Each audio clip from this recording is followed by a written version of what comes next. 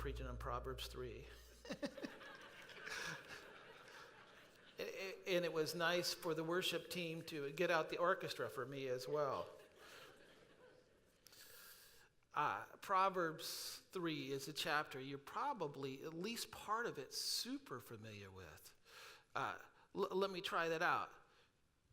Let me say to trust in the Lord and do not in all your ways, and he will. Amen. Be not wise in your own eyes. Fear the Lord. Turn from evil. It will be health to your flesh and refreshment to your bones.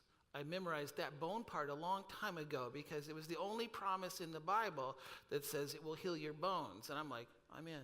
Anyway, in my studies, I read from a couple different translations. In the translation, the Message, I put it in your bulletin. Pull it out. And I have a challenge to you this week. If you could pull it out every day and read it. The Message, when I read it, was just refreshing. It's like having the author of the Message preach it to me. Let me read it to you. It'll catch your attention. So pull it out and follow along. Good friend, don't forget all I've taught you. Take to heart my commands. They'll help you live a long, long time, a long life, live full and well. Don't lose your grip on love and loyalty. Tie them around your neck. Carve their initials on your heart. Earn a reputation for living well in God's eyes and the eyes of people. Trust God from the bottom of your heart. Don't try to figure out everything on your own. Listen for God's voice in everything you do, everywhere you go. He's the one who will keep you on track. Don't assume you know it all. Run to God. Run from evil. Your body will glow with health. Your very bones will vibrate with life. I'm going to claim that promise too. All right. Honor God with everything you own. Give him the first and the best. Your barns will burst. Is that a good thing, Bob? Bursting barns? Anyway, your wine vats will brim over. But don't, dear friend, resent God's discipline. Don't sulk under his loving correction. It's the child he loves that God corrects. A father's delight is behind all this. You're blessed when you meet Lady Wisdom, when you make friends with Madam Insight. She's worth far more than money in the bank. Her friendship is better than a big salary. Her value exceeds all the trappings of wealth. Nothing you could wish for holds a candle to her. With one hand, she gives long life. With the other, she confers recognition. Her manner is beautiful. Her life wonderfully complete. She's the very tree of life to those who embrace her. Hold her tight and be blessed. With Lady Wisdom, God formed the earth. With Madam Insight, he raised heaven. They knew when to signal rivers and springs to the surface and dew to descend from the night skies. Dear friend, guard clear thinking and common sense with your life. Don't for a minute lose sight of them. They'll keep your soul alive and well. They'll keep you fit and attractive. You'll travel safely. You'll neither tire nor trip. You'll take afternoon naps. I just thought that was wonderful. Without a worry. You got to read the whole thing together. You'll take after naps without a worry. You'll enjoy a good night's sleep. No need to panic over alarms or surprises or predictions that doomsday's just around the corner. Because God will be right there with you. He'll keep you safe and sound. Never walk away from someone who deserves help. Your hand is God's hand for that person. Don't tell your neighbor, maybe some other time, or try me tomorrow when the money's right there in your pocket. Don't figure ways of taking advantage of your neighbor when he's sitting there trusting and unsuspecting. Don't walk around with a chip on your shoulder, always spoiling for a fight. Don't try to be those who shoulder their way through life. Why be a bully? Why not, you say? Because God can't stand twisted souls. It's the straightforward who get his respect. God's curse blights the house of the wicked, but he blesses the home of the righteous. He gives proud skeptics a cold shoulder, but if you're down on your luck, he's right there to help. Wise living gets rewarded with honor, and this is probably why I put it in here. Stupid living gets the booby prize. Read that all week, I hope, over and over and over again. I put some sermon notes in, and I just want to forewarn you, I have no intention in going in order. For all you guys that have your shirts hanged up in order and everything's organized, I will drive you crazy, which I'm comfortable with. It's the gifts of humility to be able to live out Proverbs 3. You have to be a humble soul. I'm going to go to the very last one. Humility gives the gift of generosity. I want to read that to you. There's actually 2 spots in here where he kind of talks about that. He says, first of all, honor God with everything you own. Give him the first and best. Your barns will burst. Your wine vats will brim over. It comes with a promise. And then, and it also, it says, never walk away from someone who deserves help. Your right hand is God's hand for that person. Don't tell your neighbor, maybe some other time, or try me tomorrow, when the money's right there in your pocket. Humility gives the gift of generosity. Stuff and money is just stuff and money, and you're willing to give it away. Last time I preached, I told you the story of Jose. I just had come back from Guatemala, and we had gone back into the jungle and met a young man who was paralyzed. One of you said to me after the church service, is there a way I can help Jose? Never say that to me unless you mean it, right? I said, yeah, there is. In fact, put up this picture. This is Jose. He was sleeping in a cardboard bed when I saw him. Somebody from New Hope Church bought him a medical bed that was transported up into the jungle, a lift that can get him out of the bed, and next picture, a wheelchair.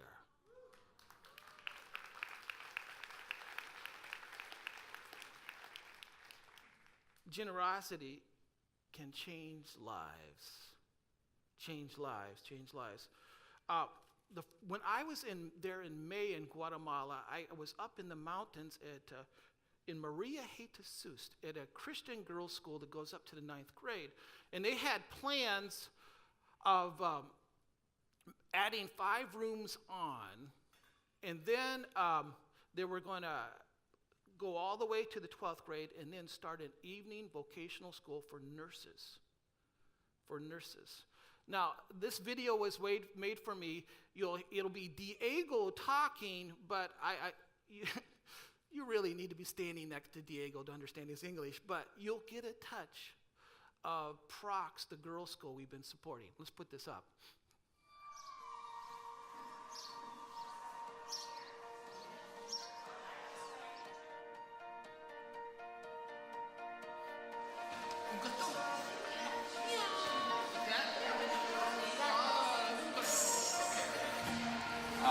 Próximos Pasos School, we started 12 years ago.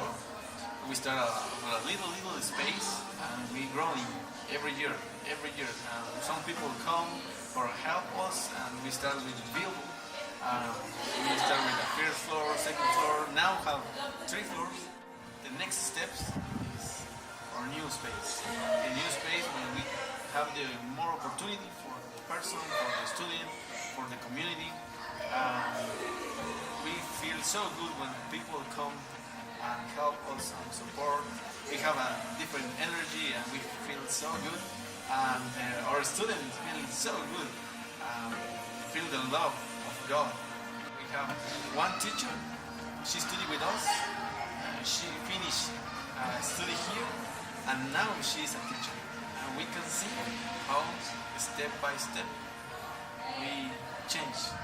Each person and each place is part of the change, and you are part in your country.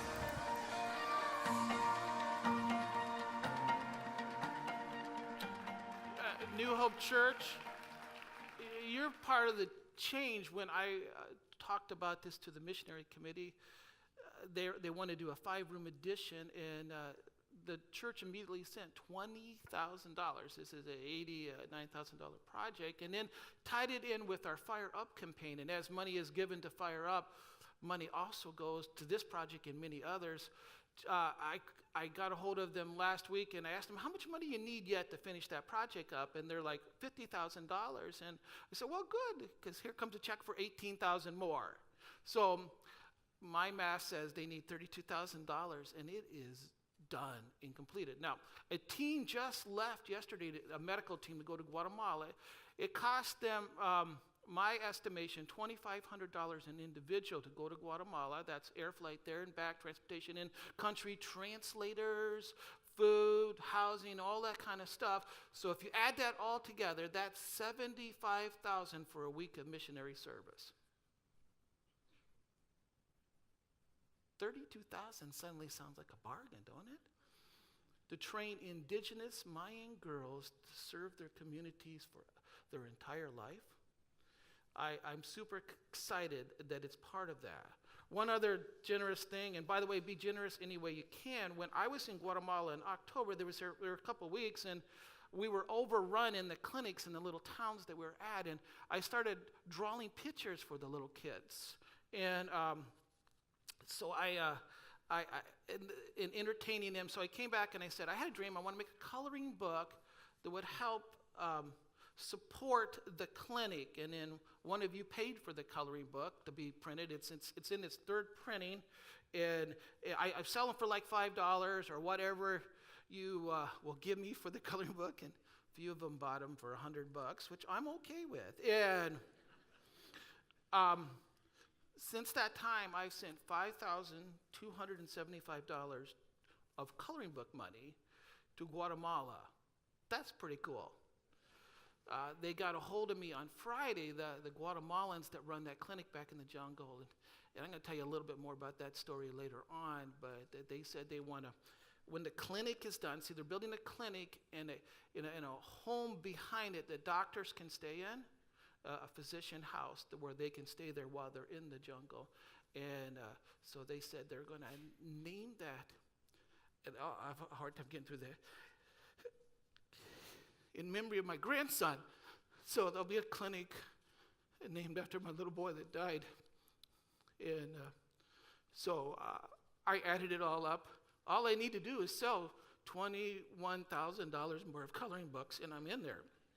And so you grandparents, I never thought I would sell 5,000 of coloring books. So they're in the back. Kim will be selling them after service. You grandparents, I think your kids need at least 6 or 7 copies of these. And there's a couple of you who have like 40 grandkids, so I'm all in. We're paying for the place today. Humility gives the gift of a good memory.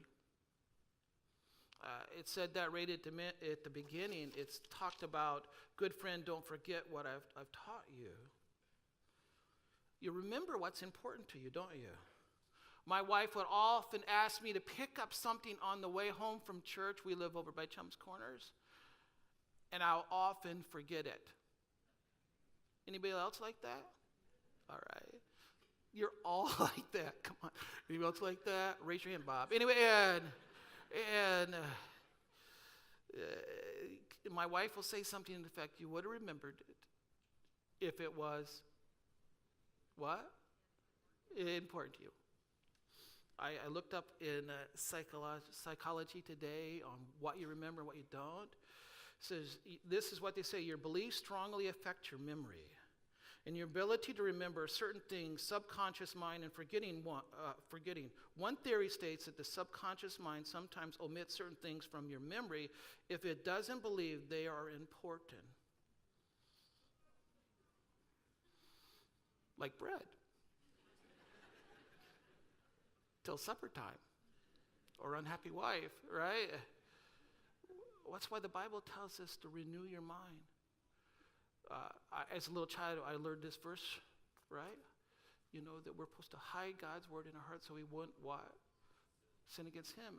The ESV says we're supposed to store up God's word in our hearts. So that goes back to food, and I like that. Anyway, store that stuff up so you can bring it in.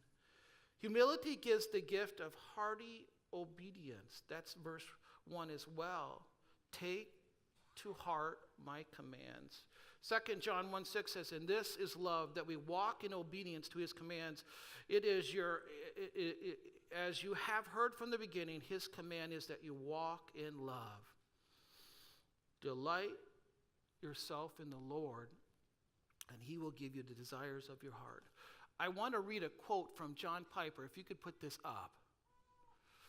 Somebody asked me one time, should you pursue joy or should you pursue obedience? And I said, not me, John Piper, that is like saying, should you pursue apples or should you pursue fruit? Because if you obey the command, delight yourself in the Lord, you are pursuing joy, and so obedience and joy can't be contrasted like that.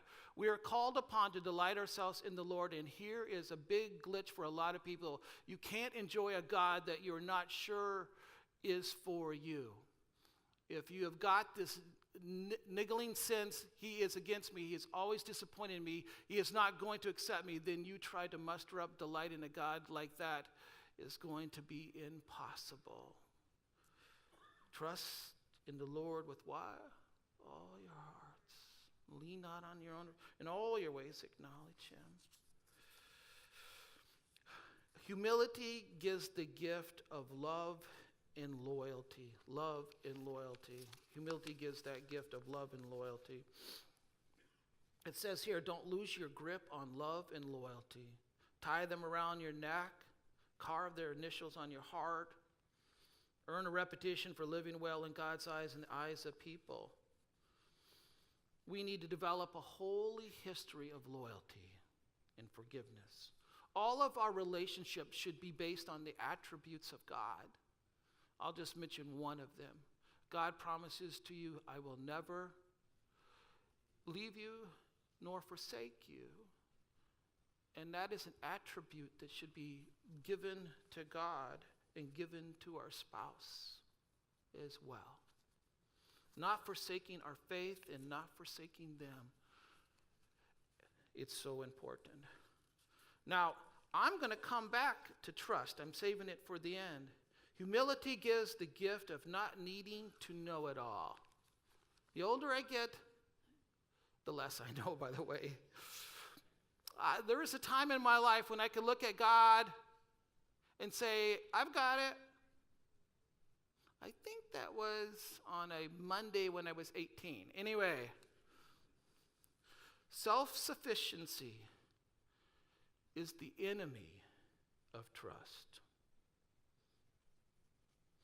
I remember once when I was working as a hospital chaplain at Foot Hospital in Jackson, Michigan. I think it's now called Alliance Hospital.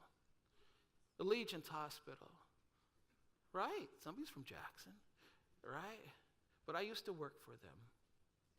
And I remember a particularly awful day when a young couple came in resuscitating their baby.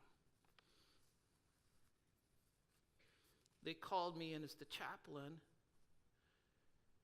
and said, help, it's a Sid's death. And I remember weeping with this young couple, crying, spending so much time with them, and then later on going to the funeral of this little child. I remember after that going home to my very own house and picking up a little baby girl, the exact same age.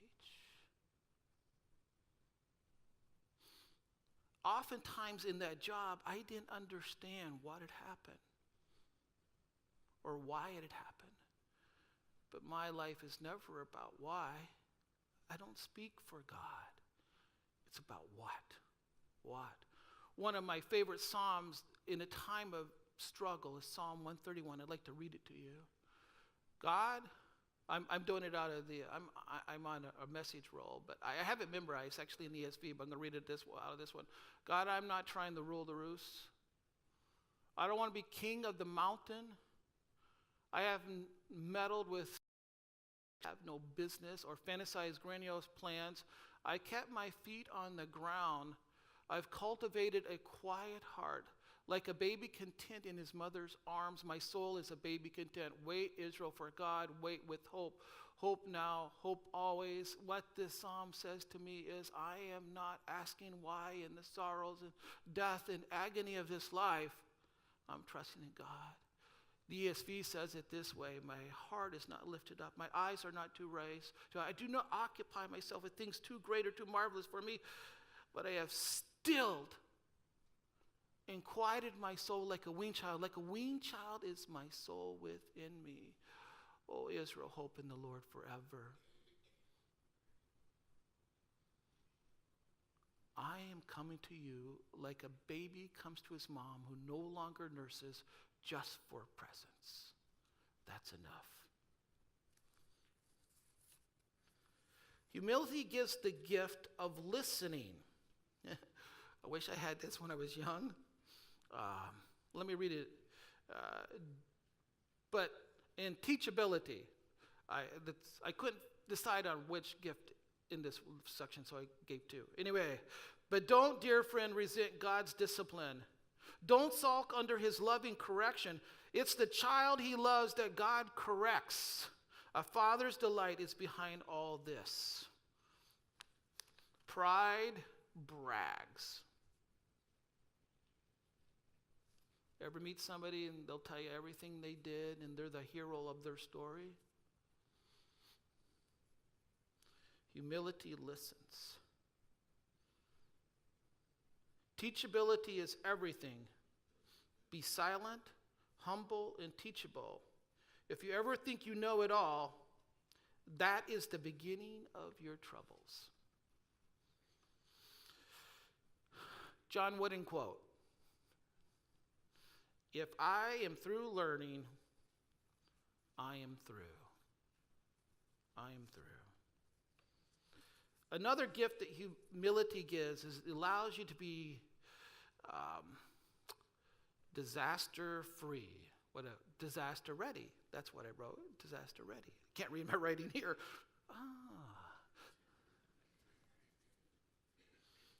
Let me find that. Dear friend, guard clear thinking and common sense with your life. Don't for a minute lose sight of them. They'll keep you alive, or so alive and well. They'll keep you fit and attractive. You'll travel safely. You'll neither tire nor trip. You'll take afternoon naps without a worry. You'll enjoy a good night's sleep. No need to panic over alarms or surprises or predictions that doomsday is just around the corner, because God will be right there for you. He'll keep you safe and sound. By the way, I believe that trouble doesn't make character. It reveals it. The crisis doesn't increase faith. It shows how much you have. Now's the time to put your roots down deep into faith. Now's the time to know who you are and how you're walking in God, because I guarantee the crisis is going to come. Problems will arise. Troubles will happen. Know your God more than your problems. Some people ask me after my motorcycle accident, did the accident help my marriage? By the way, that's not possible. The poor girl wiped my bottom for 8 months. Surgery after surgery, it only put stress on it. Nope, it just revealed how strong it was. Humility gives the gift of no grudges. Another one I was going to put on this. Humility is never a bully. Don't walk around with a chip on your shoulder, always spoiling for a fight. Don't try to be like those who shouldered their way through life. Why be a bully? Pride prolongs the conflict. Humility forgives. Pride would never understand the following teachings by Jesus. Love your enemies. Do good to those that harm you. It wouldn't understand that. It wouldn't understand, go the extra mile. Give them your cloak. That I will repay. Christians are not people of gossip, vengeance, backbite. We are people of reconciliation, healing, and hope in life. Humility loves God by loving broken, hurting, angry, and frustrating people of this life.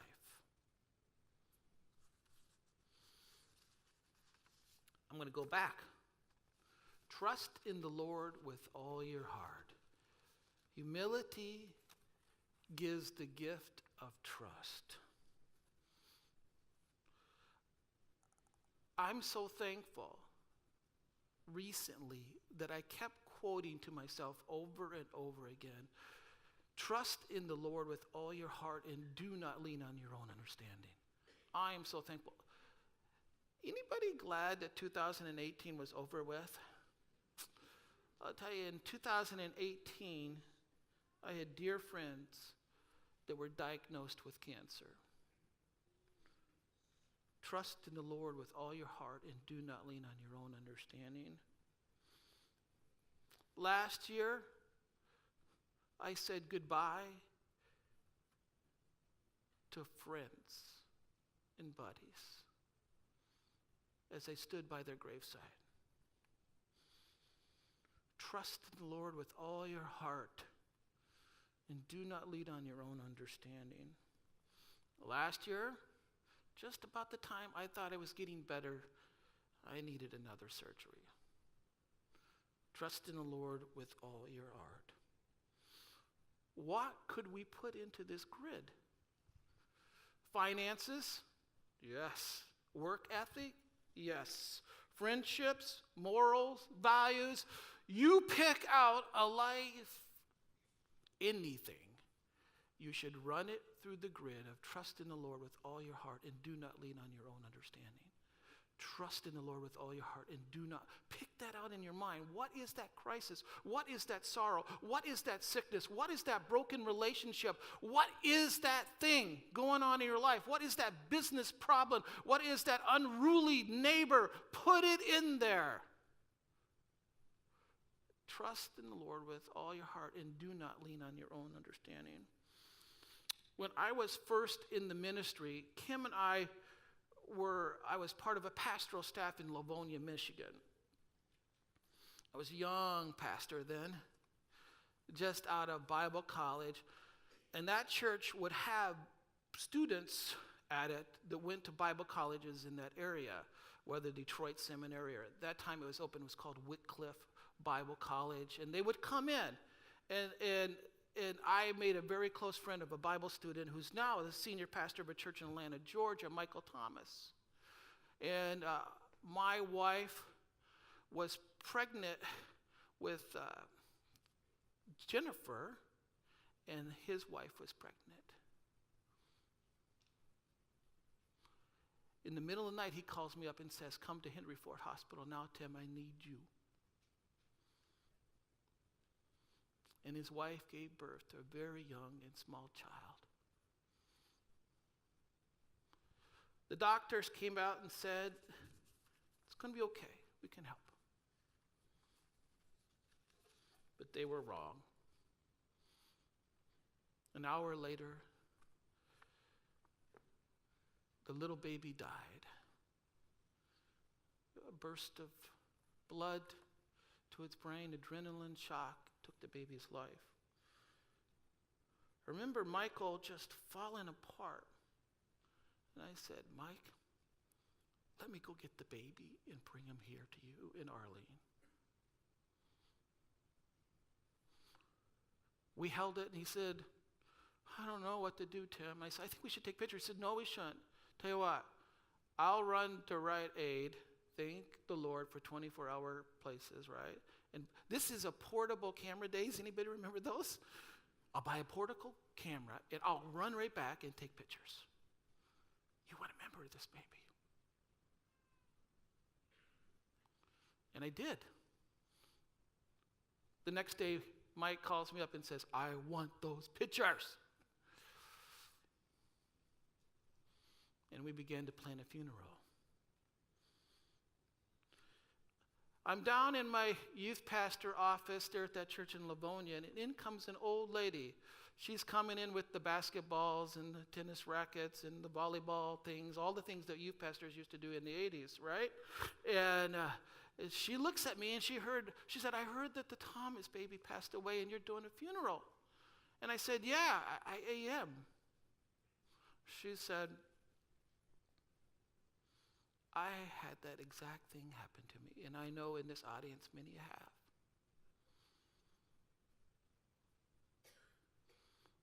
They just took the baby away, and it's gone. I since then have had 4 children who have grown and had children, and I got grandchildren and all that, but I weep. I looked at her, and we cried together, and I said, hey, I'll talk to Michael. And we'll do a funeral inside the funeral. You name that child for the first time and grieve him as a real and living being. Trust in the Lord with all your heart. This is a child from birth. Right? So that's a great idea. Michael said, yeah, they can come. Tell them they can bring flowers. Put it by the casket of the other child. One of the things I wasn't thinking about was Michael Thomas is black. And everybody in the audience was black. And in comes this white woman weeping with their husband, and this whole flock of children and grandchildren behind her, bringing up a dozen big red roses and handing it in front of the little casket. And the Thomas get up, weep with them. Trust in the Lord with all your heart and do not lead on you. What is that crisis that you had? What is it? You have to run it to God and weep over it and not lean in your own understanding. Well, not this week, on January 5th, I took my wife to the airport and dropped her off. My granddaughter, which is here, and my daughter, by the way, you got to check out that little girl, and she's here somewhere. She started to cry when Grandpa preached. Anyway, but on January 5th, they dropped Kim off at the airport, or rather at my daughter's house, and they went to the airport. They had that 5 o'clock flight out to Florida. I worked, did some stuff, came home, and my pregnant daughter-in-law, Amanda, looked awful. We thought maybe she had the flu. She got a hold of the doctor, and the doctor said, you probably have a bladder infection. But it didn't get better. It didn't get better. They said, well, why don't you go into the hospital and have them check that out? We get there, in 5 minutes, it goes from a bladder infection to Amanda's going to die if something isn't done right now. And she's in labor.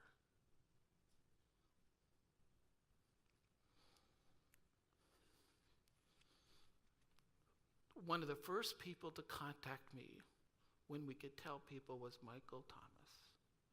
So remember the day? I weep with you, Tim.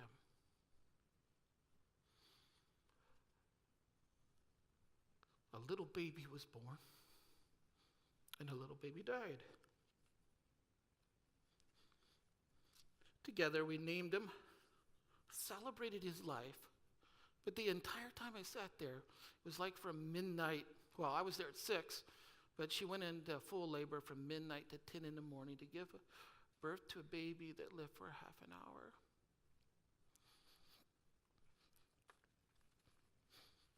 They named him Gimli, Buck, because that's names that my boy would name something.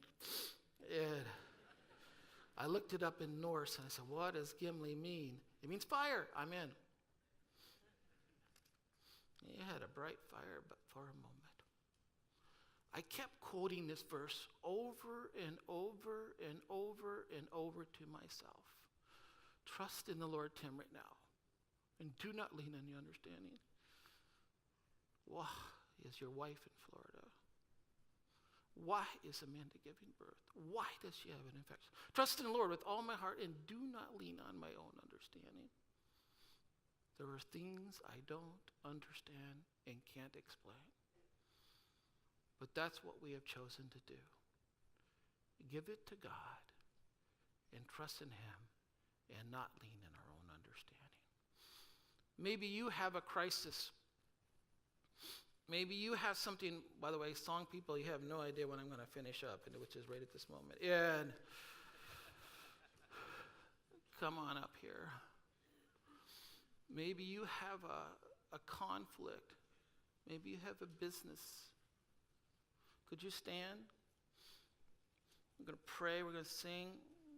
We're going to sing the song, Humble Yourself in the Sight of the Lord. Maybe you have a giant challenge.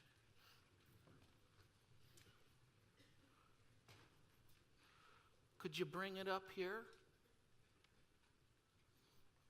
and lay it before God? I'd love to pray over you. For a moment, they'll play the piano, and then we'll start the song. Join me at the altar.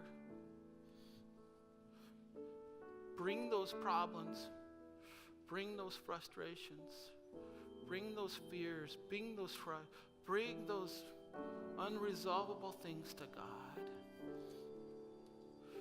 Say, God, I'm going to trust in the Lord and not lean on my own understanding. Whether it be death, sorrow, sickness, obedience, finance, work, I'm going to do that. Dear God, we come before you, asking to lay before you our best and brightest, our unresolvable situations, our broken relationships, our conflicts, those we need to reconcile with. That calling that you put on us for forgiveness, that terrible thing that happened in our past, that abuse. All those things, we're going to trust you. In your mighty name, amen.